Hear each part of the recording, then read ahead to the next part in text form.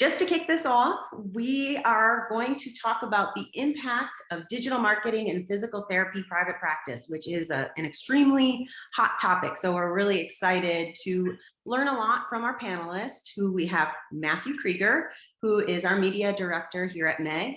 And we have a very special guest, Peter Cartier, with a very fancy last name, who is representing St. Louis marketing and is also a partner with MEG. So we're really excited to have him on board. The things that we are going to cover today are what is digital marketing? We're going to help define what it is and what is encompassed in that, and how it is applied to our private practice kind of community. And then we're really going to take a deep dive into the importance of the website. So we're going to spend some time talking about how to kind of evaluate your website and what things you can do to optimize your website. And then we're going to also cover how we can determine how effective your digital marketing efforts are measured. So with that said, we have some links to put up here. I want to direct everyone's attention to our new MEG Academy page, which has gotten a big facelift in the last couple of months here. And it's going to show that we have a lot more to offer in terms of a la carte packaging and just special bundling packages. So please check that out. And if you have any questions on that whatsoever, feel free to reach out to me and I'm happy to have a chat with you. The other thing that I want to pop up on the links is the marketing toolkit. So we have put together a nice little toolkit for you guys to check out that's going to kind of support what we're chatting about here today. So please download that. And then the last thing that I want to put up is the website development link. So if you want your website to be evaluated by Mr. Matthew Creger and Mr. Peter Cartier, please submit that form and we can set that up. It's a free assessment. We'll take a peek at it and give our recommendations. And if there's something that needs to be further done, we can discuss that at that time.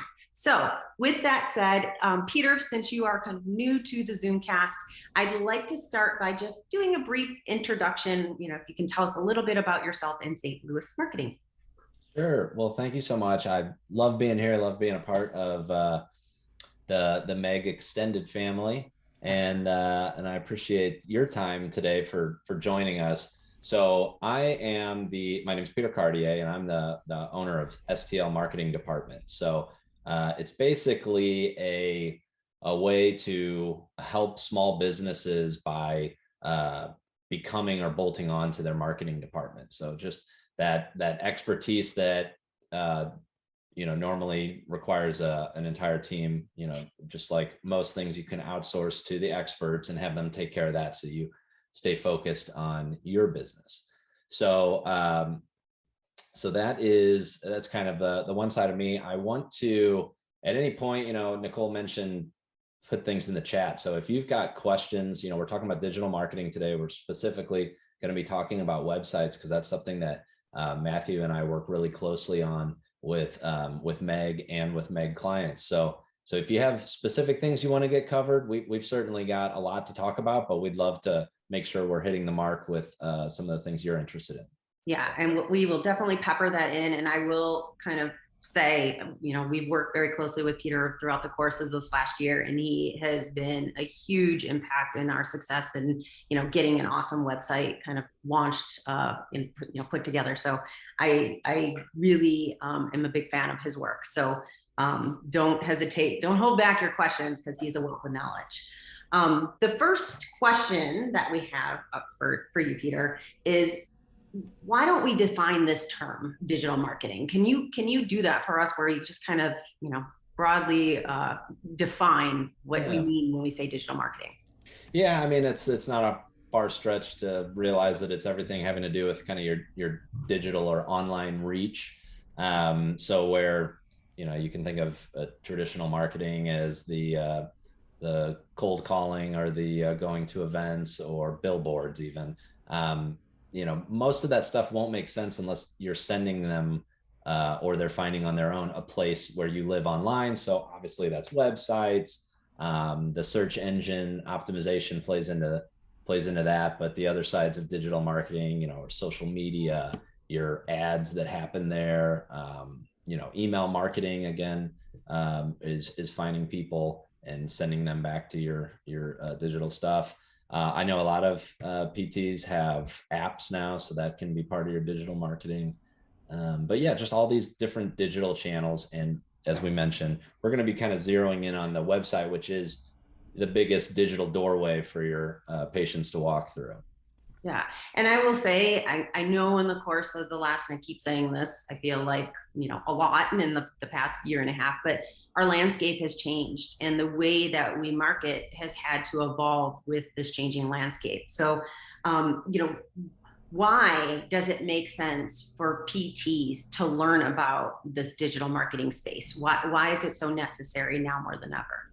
Yeah, I mean, there's a million different studies out there. LinkedIn, doing one of the big ones, says that 67% of the buyer's journey is digital. But aside from all the different research and everything, just think about your own efforts, whether it's to buy shoes or to book an appointment or to do anything. You are going online. That's where you usually start, usually with Google, and you're looking it up. And you're not just looking up, what's the top thing that's going to hit when I type this query. It's also what are the top like 4 or 5 in my area when we talk about PT. So you are immediately being held up against your competitors, and they're deciding, okay, who looks right for me. The people who are using a GeoCities website, for the people older than their 30s, remember that. But these free websites or anything that just can't hold a candle against the competition, who have fast, mobile, responsive websites, et cetera, that make it clear and easy to book an appointment or learn more or download a guide, et cetera. You've got to stand apart. You've got to be competing in that space. So that's why I say, yes, you can look about how all the stats will tell you that the website is your biggest marketing asset. But just think about it from your own experience of almost all of your purchases or efforts begin online. So that's why your website needs to become your hardest working salesperson to finish that buyer's journey. Yeah, and our ability to go out and market to doctors, especially depending geographically on where you're at in the country, drastically changed over the course of the last, year and a half as well. And that mode of marketing has kind of been shut down more so.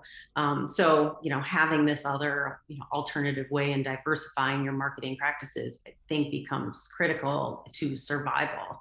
And I don't want to take away from the importance of that, like grassroots marketing. I think that's still very important. And, we train on that in Meg Academy in our marketing enhancement program, which, Matthew can throw up that link as well. You can learn more about that. But having that diversification becomes critical to be extremely successful, especially when the competition, like you said, is at an all-time high.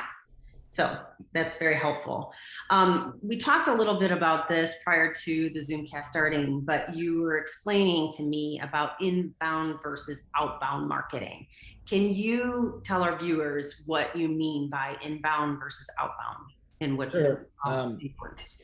Yeah, the terminology there, a little bit of buzzwords, but this has been the subject matter of marketing for the last like 10 years, right? Is this idea of inbound, which is very much that pull. So you're bringing people in with your digital marketing through your search engine efforts and through great content and really useful information. So people are seeing you as a resource, not just as something that you can buy or be served, but you can also learn. So that's where inbound has really grown over the last decade. Outbound is referring to, again, we'll use the term like traditional, but it's that idea of, the cold calling, we'll call it email spam. And the difference, because email is very, very good way to market still. Like there's nothing wrong with email, but you want that opt-in, you want you want people to expect to hear from you. You don't want to be interruptive. You want to be helpful. So yeah, outbound is more those like media buys that you could potentially be doing. So that's why they're both good when used, against the right strategy and not in an interruptive way. Yeah. But yeah, does that explain? Yeah, no, I think that's helpful. And I think it's important, in our space, because not everybody is a potential patient, right? Mhm. They may not have a problem at the time that you're marketing to them, but they could be down the road in need of your services. So I think having a flow, and maybe correct me if I'm wrong, but am I tracking with you here? Having a flow of both inbound versus outbound marketing going at all times, so that when the timing is right, when they need your services, they've been educated and understand what your services are.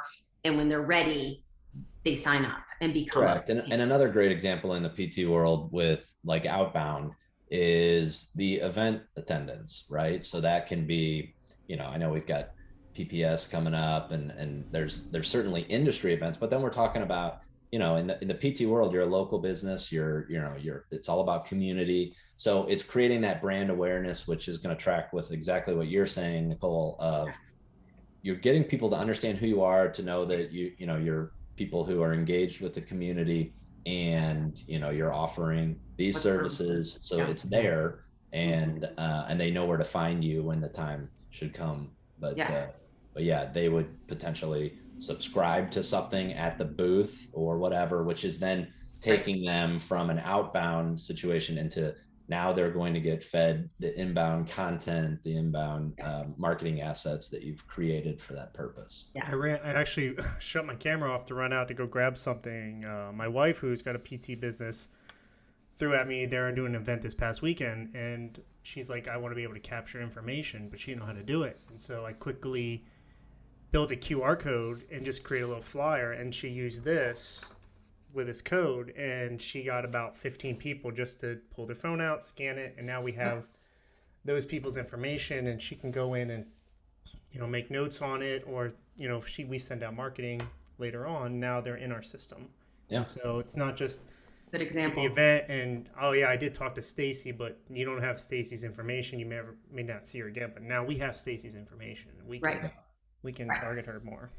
Yeah, so, exactly. That's a good example. It's almost like, spoiler alert, this is the whole point, right? Is you want to capture information, you want to get people to raise their hand digitally and say, I want to learn more. I want to learn up to this level of more. The more you qualify them, the more you can segment them within your CRM.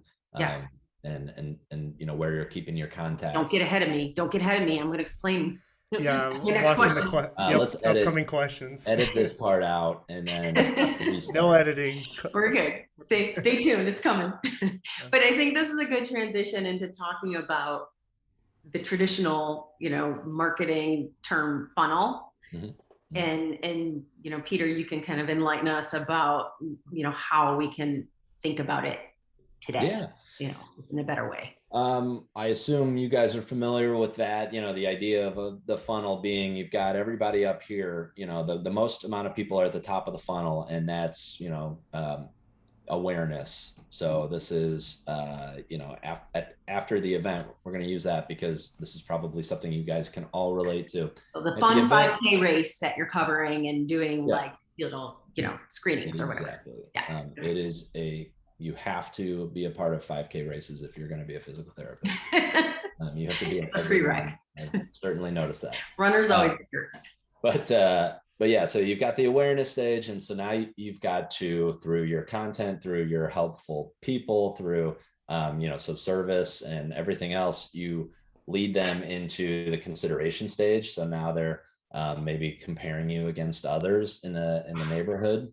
And then you want to get them down to the decision stage where they become a patient. And so they say, yes, I choose you based off of all of the help and content and education you've provided.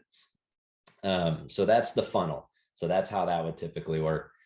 What we talk about now, when you Google something like marketing funnel, you might see blogs where it's like, hey, the funnel is outdated.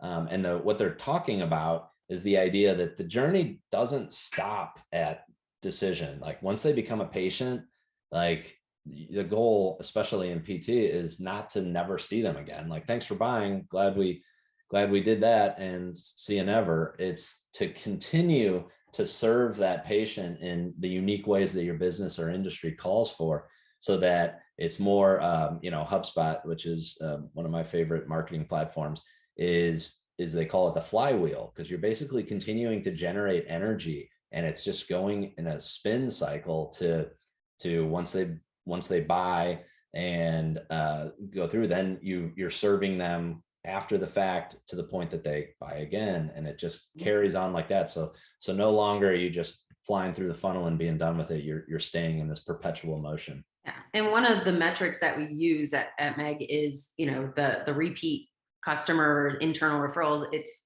that should be 65% of your business. And it doesn't necessarily mean that person is the exact person that comes back, but, maybe they have a friend, family member, coworker, that they are recommending to you. So they're basically your biggest walking billboards, your advocates that are pushing more people in, which is why we love the NPS score so much. And it's part of your survey data that, you want to make sure those 9-10s are what you're getting from your services. And the NPS score is a great way to segment that list again, right? Yeah. You're going to see people who are going to need a different level of service. And you're going to see people who, the 10s, the people who are highly rating you, they become, like you said, advocates, evangelists, whatever you want to call them. They are the people that, hey, can I get a testimonial from you? Like, I'm so happy that you're enjoying this. We love having you.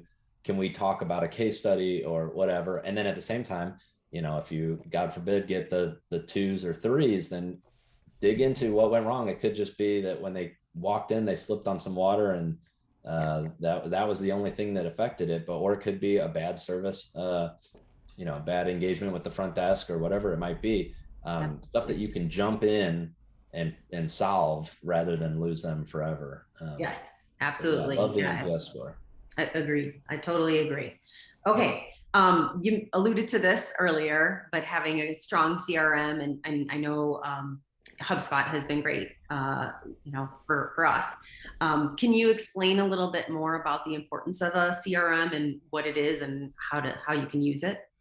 Yeah. So again, in this realm, in the PT realm, the CRM is going to, contact relationship management is going to serve as a place to house your marketing information. So you don't have to worry about HIPAA or anything like that, because you've got the medical side at your, EMR system or wherever you're keeping that.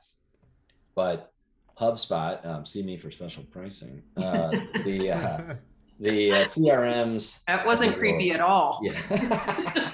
It's almost October, so we're good. So the CRMs are great for, I've talked about segmenting lists. When somebody comes in, they fill out a form on your website. Again, if we go back to the main goal of, we want people to raise a hand, we need to know who they are. By knowing who they are with digital marketing these days, you can change the experience, both online and through automated emails, whatever your platform allows. So once none of that happens till they identify themselves. And by identifying themselves, they are now housed in your CRM system, where you can say, okay, this is a person from this event. So now you've got them on a list for that event. So if you're doing that event next year, you can email that list. Hey, can't wait to see you again. And at the same time, you can also create custom properties about, this is someone who's interested in this particular kind of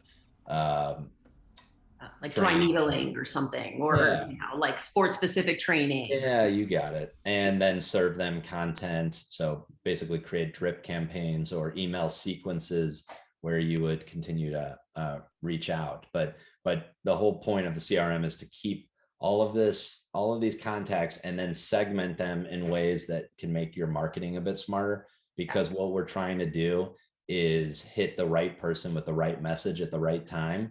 and the more defined our data is, the better chance we have of doing that. So it's no longer the days of like throwing noodles at the wall and seeing what sticks. The batch and blast, or the spray and pray, and right. These things, they'll return 1%, and somebody says, oh, good enough. But the reality is you can be returning a lot more of that. Just like, again, put yourself in the hot seat and think, all right, what kind of email do I respond to? Oh, the ones where the people know me, the people understand my interest or my need, and they are actively trying to solve for it. You're going to respond to that then. Hey, to whom it may concern, if you're interested in this, like everyone else, we're doing everything for everyone. And now you're not interested. So and ultimately what we're trying to do is help more people, because if you have the right messaging and you're speaking their language, and you're matching them up with the services that they need. So that's ultimately our goal. So just as an announcement to everyone, yes, we will be recording this. It is being recorded and you can access this later. So if you have to leave us, feel free. This is being recorded. And if there's any questions that you want to shoot to us after the fact, don't hesitate to do that either. We're happy to kind of get at them if you have to leave early. You can watch this as many times as you want. Over and over. Must-see TV. That's right. Exactly. Okay. So I think this transitions us to the next question of, how do I know if my marketing is working? And I think a CRM can help you analyze that, right? Yeah. So with most CRMs, there's reporting, and you don't need a CRM to handle reporting. Google Analytics is free. But the point that I think we're getting at is you need to be measuring and tracking, because otherwise you don't know if what you're doing is working or not. If all you're doing is saying, I had this amount of money at the beginning of the year and now I have this, and so, things worked out, or whatever, you want to be able to get down to the specific campaigns that you've run, the specific actions you've taken, and see what worked out well and what didn't. And then I always advise people not to get too hung up in the numbers, get hung up on the path of your hockey stick. You want to be going up, and it's continuous improvement. When things are plummeting, there's an issue. Like you've said something wrong, you've sent them to a broken web page, whatever the thing is, you can quickly diagnose that something is wrong here. But you've got to be measuring and tracking. So then the longer you do that, now you can, years from now, look at, okay, well, now I know May is traditionally a great month, July is not, whatever it might be. So I need to then put more money into ads in May, or whatever the case. It's going to inform your decisions because you've been tracking and measuring so diligently. Okay, very good. We have a question from Arpna, and she has a couple questions here, but how do I choose the right marketing plan is the start. And what I will say is, I know, like I mentioned before, in the marketing enhancement program, we have a template for developing your marketing plan. And your marketing plan, if you are in New York, is going to look different than if you're in California. And, so it's very difficult to say here, what exactly it should look like for your area. But I think we can expound upon because the second part of the question is, what is the priority? Website optimization, Google ads, Facebook ads, what can you add to that to kind of look at the different priority? And we're going to get into this website part, because I know that's going to be the meat of our Zoomcast here. Yeah. So to answer that, website optimization and, Google ads, Facebook ads, whatever, you've got to send them. Like, having somebody like you on Facebook doesn't really do you any favors. You need to get them to your website. You need to get them into your clinic. So the website optimization is part of that. You're sending them to what we call a landing page or something. You don't want to necessarily just send them, as a best practice, you don't want to send them directly to a homepage where now it's like, all right, have fun on my website, have a look around. You want a dedicated space that, maybe you're talking about a specific service or a specific offer or whatever it could be. When they click your ad, you want them to go directly to a landing page about that offer or ad, or to be able to schedule an appointment right there. You want to take any friction out of the situation to just get them from point A to point B immediately. So website optimization is needed maybe first if we have to do the chicken or egg, so that the ad can drive them somewhere. And I know you mentioned it at the beginning, and I know we'll mention it before this talk is over, but part of the beauty of what Meg is doing for their clients and future clients is this analysis of, all right, let's take a look. Like, our advice is free, basically. So let's see what is going on with your website, with your current marketing setup. And oh, good news, we've got a bunch of coaches and experts in this field. So they're going to give you the here's what you should be doing, or here's what you should be investing in. So and there's different elements to that. It's the SEO part of it, and like how effective that is. But then there's also the design element, and does it represent your brand? And maybe Matthew, you can kind of talk about that a bit, and the importance of that. Yeah, I mean, just quickly, like in terms of if you're going to build this marketing plan, and Peter spoke about it a little bit, is you got to make sure that your systems are in place and that your journey is built out and that you've experienced that journey before you start paying for Facebook ads or paying for Google ads. You don't want to start doing that and then find out there's a wall on your journey where it's not collecting data, or the form doesn't work, or you don't know what to do with that information. You don't have follow-up emails written out. So it's a lot of digital marketing outside of the PT world is 90% of the work is done before you even put the ad out there. Once the ad out there, mostly it's an automated system at that point working. So just make sure your systems, choose your CRM, figure out, where that data is going to go, figure out once this form is filled out, is there going to be an automatic email going out? All that stuff. You got to think about the whole journey and kind of lay it out in front of you and pretend you're the patient and say, is there anything here that looks odd? Just get pen and paper out, write it out, circle journey part 1 to patient. Yeah. Or you can do it even to cash. Yeah. And you can put a lot of money into these ads. Yeah. But if you don't do the legwork before, it's going to be wasted, right? Is that what I'm kind of gathering? Is if there's a broken chain in the link, you're not going to get them to the point where they're going to be able to walk through your doors. Right. And you might pay a lot of money for Google ads, and it might do really well. The ad might do really well. And you bring in hundreds and hundreds of people to a broken site, or there's a broken journey. That's their first experience with you. And so now those 100 or 200 people, just remember, broken journey, they may not convert again. They might not click on that ad again if they get hit with. They'll just remember, oh, they're the ones who the form was messed up, or I didn't work on my phone, or something like that. So, and one of my favorite people, Chris, is asking a question. Do we have any websites that we can look at to see some of the work that we've done? And certainly we can connect you. Chris. We'll hook up with you, Chris, and we can show you some of the work that these guys have done. Yeah, Chris, I'll send an email to you from me.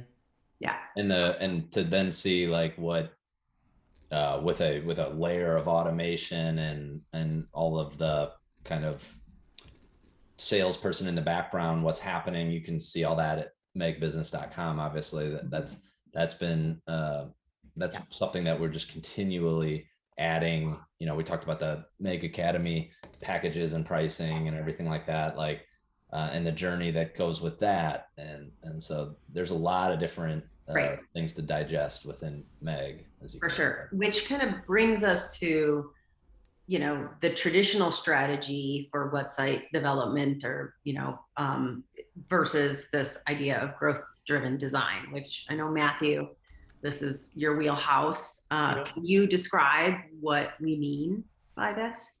Yeah. So I feel like many practice owners I talk to that want to do the website design, they just don't want to touch it because they're afraid of the amount of work that is involved with building a website or revamping a website. And this is because they usually either have a website they haven't touched for 3 to 4 years or 5 years. Some I've seen one even that's been 10, or they just don't know what to do. They don't want to start. They're already busy being the CEO of their company. Building a website just seems like a lot of work, a lot of copy. The traditional way of building a website was just that. Build, take a whole year to try to design the most perfect website you can, never hit your target dates, never get it out live when you want it. And then it just finally, at some point, maybe a month or two after your target date, it goes live and nobody touches it. Nobody learns how to update it. You have your webmaster or whatever you want to call them that built a site that's moved on to other projects, and you have there's no communication with them. And then next thing you know, it's been 2, 3, 4 years, and you're like, I need a whole new website revamp. Now I got to pay five, six, seven, $10,000 to do it all over again. And that website was doing nothing for me for 5 years, and I wasn't tracking any analytics. That was kind of the trend, kind of like when the website boom happened until about, I would say, Peter, I don't know, maybe like 2016, 17, when this Yeah, whole idea. I think once the code became like for the masses, like basically the idea of agility, being where you can have quick, agile, mobile design, Mm-hmm. all of this without hiring a coder. I mean, Yeah. that was the beginning of the shift. And then it just became that idea of, like you were saying, people are used to the set and forget mode. And Mm-hmm. now it's shifted to the, no, it's continuous improvements. Like you'll hear me say that a lot because that's marketing, is Yeah. continuous improvement. Yeah, I mean, everybody's seen the ads when they're on YouTube for Squarespace and Wix.com. Those companies came into the game saying, look, you can build these websites yourself. They have a lot of powerful tools for designers to custom code stuff, but they're going to give you the most basic templates to get yourself up and running if you want. So that's when it kind of switched to this growth driven design. And the reason I love growth driven design, especially for PT owners, is that you can get a website up a lot faster, as quick as possible, and it doesn't have to have all the elements in place to generate new patients or to give your patients information. And so you come up saying, I'm comfortable. Give an example. We have a client that's come on board, and he's going to be opening a lot faster than 2 months, which is our typical turnaround for a website. He says, can I get a landing page, like a splash page, if I go live, in a month? And we're like, exactly, we can do that. We're going to give him a landing page, and then a month later, we're going to open up a larger version of his website. And that's kind of like the growth driven design concept, is that month over month, you can make small updates to your website based on the analytics or based on how pages are doing in terms of the data you're trying to track.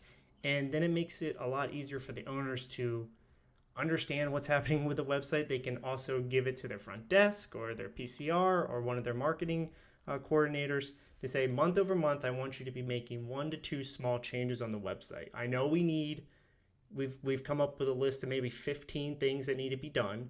I'm not asking for you to do all 15 things in month one. I'm saying take all these 15 things, and for the next year, pick 2 for each month that you're going to complete, and then just follow up with them every month and make sure they're completing those tasks. And then after a year, you're done. You've done it all, instead of Yeah. waiting 11 months to try, and then you have 1 month before your deadline to try to do 15 things. It's just not And, possible. after working with, I don't know, we have, I think, 150, active members in Mega Academy, active owners in Mega Academy right now. But after working with people, all throughout the country, we realized that marketing is a little bit of a, test and retest and change and adapt. And it's not like okay, here's all the ingredients to bake a cake, and this is what you have to do, and you'll have this awesome cake. Like there's a little bit of adjustments that have to happen along the way. And I think the website design, is one of those things that you need someone who kind of knows, oh, we have to go in this direction, or this is performing, or this isn't performing.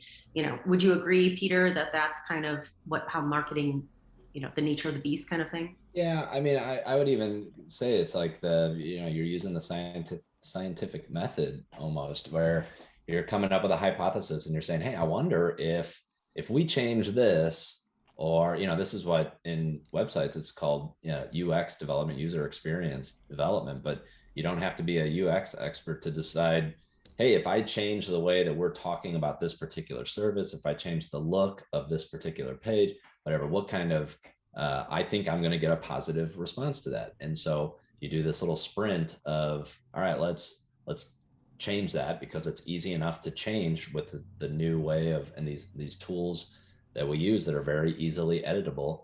So we make that change. And again, we study the results and, hey, I was right, or, hey, I was wrong. Let's, let's change it back. Right. So, so it's just being able to do that, review the results, repeat, et cetera. So yeah, I totally agree. I mean, that's the magic, I guess, of having a quick and agile website, is not just getting to market faster, but also being able to change on the fly. Yeah. So what are the critical elements that you need to have? Because yes, there's all these little things and these nuances that we can change, but what are some essential elements to a strong website? Yeah, I can give like a high level view of that, and then I'll come in. Yep. how deep a dive you want to take on some of this stuff. Always willing to talk with Meg clients or anybody who's interested, who can handle a monotone voice for a long period of time.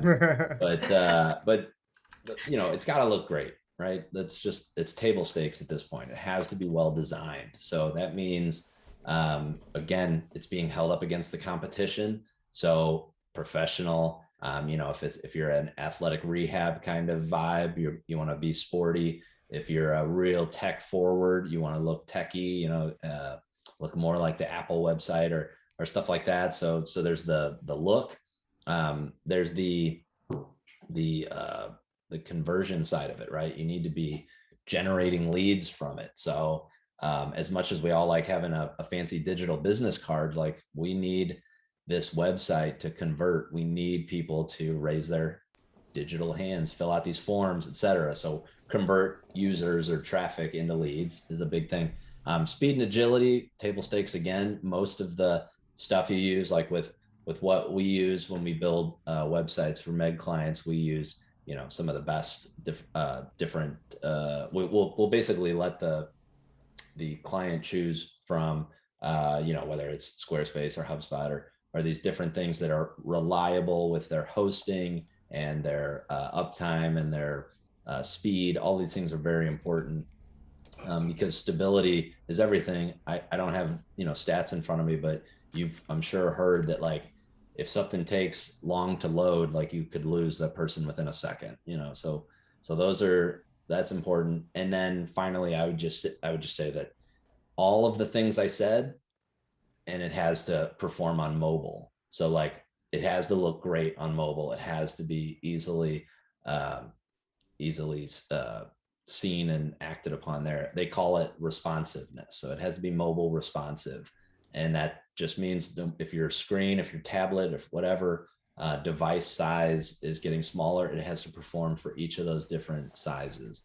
And that requires, a designer or a developer or yourself just making sure that every page you keep looking at it in the different mobile view, desktop view, etc., and make sure your buttons and everything line up and nothing in the experience is broken.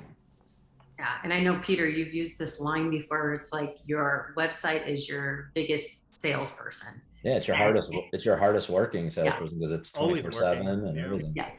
And I think PTs in general, maybe I'm just overgeneralizing, but they have a little bit of an aversion to be like thinking of we're in sales.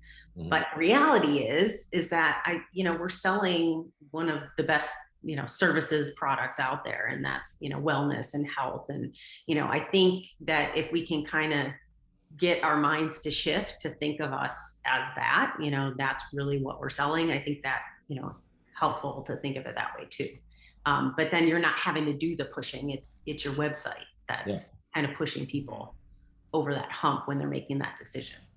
Yeah, and you're just leading them naturally through their buying cycle. So it's not a hard sales. You're not. It's not the used car salesman or anything like that. It's just, are you experiencing this kind of an issue? Here are common ways to solve for that. Do you want us to take a look? Like we're 4 miles from your house, and you can quickly get on our schedule right here and find a time that works for you. And we work with these insurances, or for this particular thing, it's it's direct pay or whatever. Yeah.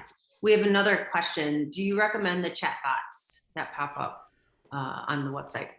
Yeah, I don't have a problem with them. I'd say like if you're going to have a chatbot, have somebody manning the chat. Yeah, that's what I was I gonna think, say. yeah, I think it can be disruptive, or if you're like, oh, thank goodness. Okay, hi Matthew. Yes, I do have a question about, and they're like, oh, looks like we're all out for the day. And you're like, Yeah, and so that's it is a good typical. lead gen to just be like, why don't you just give us your email and we'll get back to you. Yeah. Cha-ching, now they're in our CRM, but you've had the opportunity to serve somebody right there who didn't want to maybe pick up the phone, and nobody was behind the chat bot. So there's some cool, automation that can be done there. So if it picks up on certain words like pricing or whatever, you can serve up information like, oh, here's our pricing page and here's our services page, whatever. You can have a lot of this stuff automated, but yeah, I would just advise to have somebody who, this stuff can go It straight to the would phone. it would be who's sitting in front of the computer the most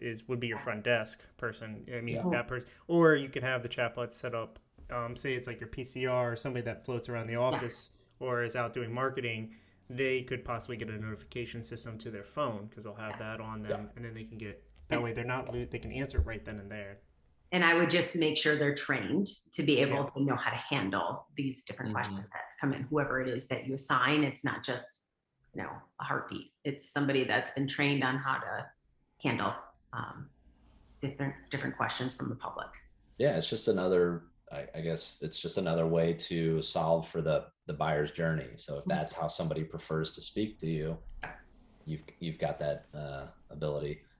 And I always go off script, and these guys hate it. But one thing that I like about websites too is unlisted pages. I like the power of having an unlisted page. An unlisted page is something where you can put specific content related to an event that's happened. And I'll bring back the example I threw at the beginning of this.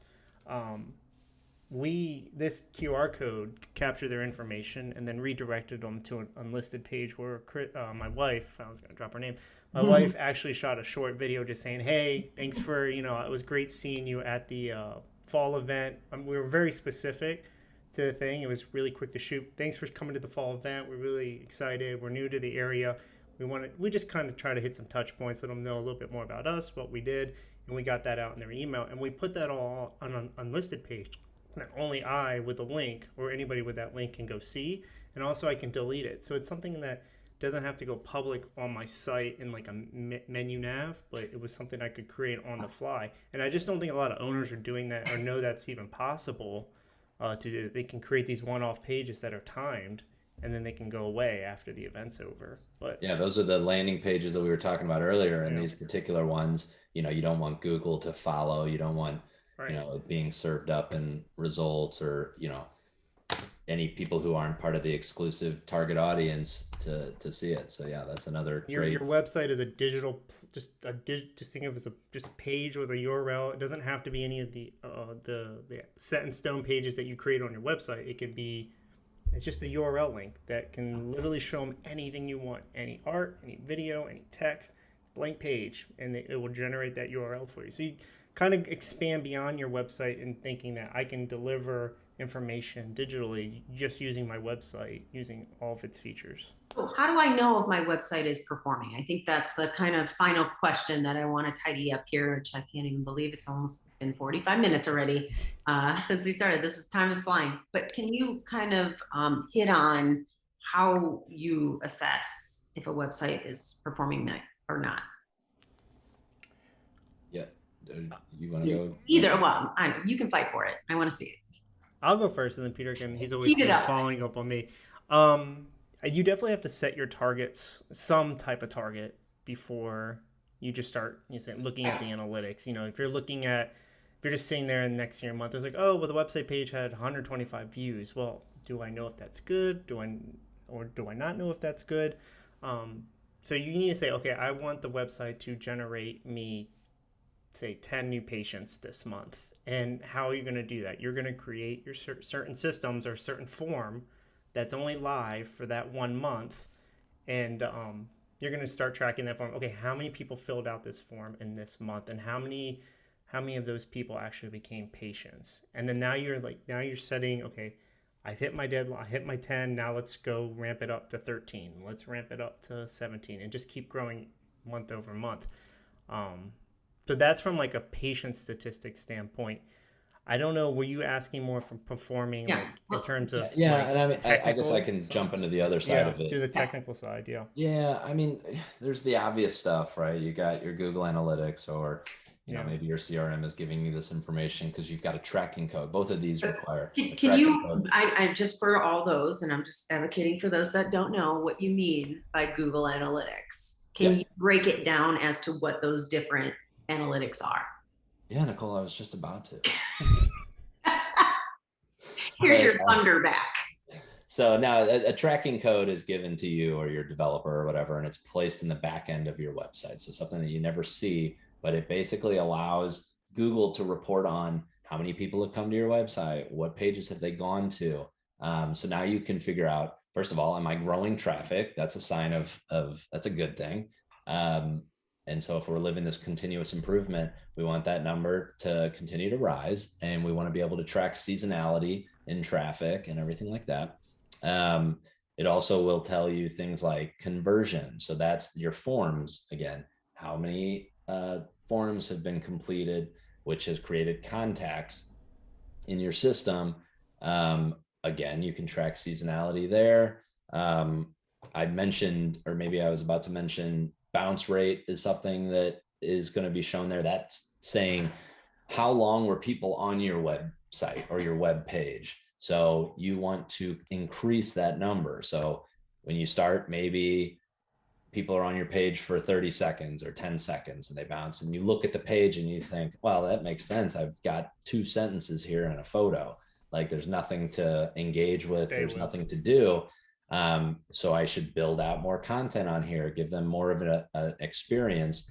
And now they're on my page for a minute and a half. And basically the longer you have people, it just shows that they're engaged with your content, and you can determine based off of your metrics what pages are more looked at, so you know what kind of content people are interested in, so you can develop more of that content. And then another thing that is a whole talk on its own is that whole search engine ranking, search engine optimization. So what are you doing to your website to ensure that the Googles of the world are happy? Because everything we do, we want to do for people, so the human side, who use Google, so the search engine side. And as a quick plug, I guess, to the marketing design or redesign services that Meg offers, it starts. We take SEO really seriously because it's so important, especially in a local business, because you want to be on that map. You want to be the top 10 result in your area, top 5 result ideally, and be shown. So we do an audit of existing websites. We do analysis of the competition and what kind of terminology and keywords they're going for. We create a keyword list for the client. Like, here's what we're targeting based on your services, your area, your industry, etc. And then when we build out, when we're writing all this copy and doing things, we're injecting very naturally these keywords into your copy so that they have a better chance of ranking with the search engine. So yeah, it's a big deep dive, and we discuss it clearly in more detail with the clients as we build out an SEO plan. But those are really pivotal to when you're getting started. You don't want to just throw content out for content's sake. Everything's got to have a purpose, and then by metrics and measurement, you're able to see if you're achieving that purpose. Strategic. And I'll say just one more metric that's really powerful, especially is reviews. Just having those Google reviews up. I mean, that might be the make or break right there. You know, I type in physical therapy in my area, and 5 pop up. The first one has 59 5-star reviews, and the second one has 3. Yeah. Yeah. I mean, everybody here shops on Amazon. We all know how we shop. Yeah. That's or the preventing the negative reviews, like we talked about, capturing that NPS early on, handling and making sure an unhappy client becomes happy. Yeah, I mean, I'm sure you guys have all gotten on Google My Business. That's step one. You've got to exist. and then They you need might to. not make it to your website. They literally they might sit in the search engine Mhm. search page, and Yeah. the map pops up on the right, and they might choose just from that. Yeah, the social proof that Matthew's talking about is everything. You know, that's we. I know Meg works with you guys to make sure that you're capturing these testimonials, pointing people towards your Google page, your Google My Business page, because you want people giving you the 5 stars. You want people giving you the testimonials, and then you can lift that stuff off of Google and put it on your website too. So when they get into the website, you're seeing the note from the patient who, so excited about now that they are able to do things they have the functionality that they were looking for that they didn't have with someone else, but your team worked with them better, et cetera, et cetera. Social proof is everything. Yes, you guys, I think this has been tremendously valuable for our listeners. I always like to finish it off with one little piece of advice, if you Oh can yeah, leave, and I write think that. if we can frame it in the way for those that are maybe thinking, okay, where do I start? Maybe kind of lump that all together of your advice with where do I start for people.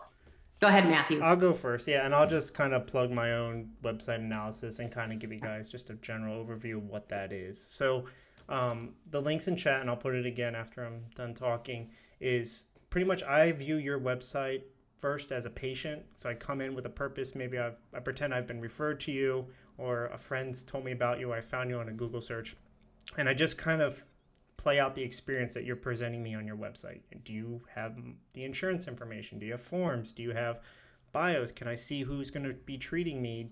Can I see what the clinic looks like? Is it responsive? I'm going to open it up on my phone and say, hey, let me see what the mobile version, because most of your traffic will come from mobile, not desktop, honestly, depending on where you're at. If you're a very sport driven PT, you're going to have a lot of young kids, or 20, 30-year-olds are all holding iPhones. So that's pretty much what I'm going to do. And it's like an 8 to 10 minute, sometimes I do 12-minute video.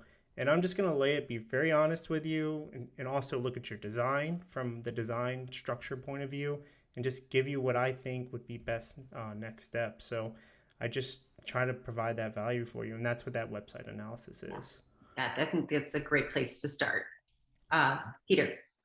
All right. Well, the potentially $1 million question, right? So the easiest thing for you to do, again, shameless plug, but also the easiest thing you can do, is have the Meg team look at your current marketing, your current digital marketing, et cetera, and give you a plan from there.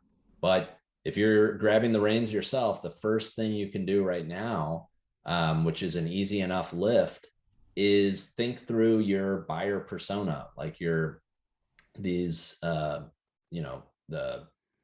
the key patient types that you are seeing.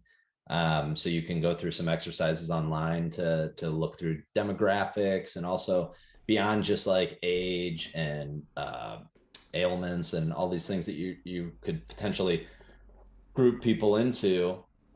There's also where are they getting their news, and where are they what events are they attending, all these kind of things. If you put yourself through persona exercises, then you'll have a couple, try to keep it to like maybe in the PT world, like 3 different personas. But once you have these, now you can go back and look at what you already have with your website and everything else and think, am I serving this persona with my messaging, my imagery, everything? Like, you could quickly learn like, oh, so I've been talking to the wrong person this whole time, when in fact the ideal patient for us, we're not giving them, we're not serving that kind of content yet. So that would be a quick way to check on your Yep.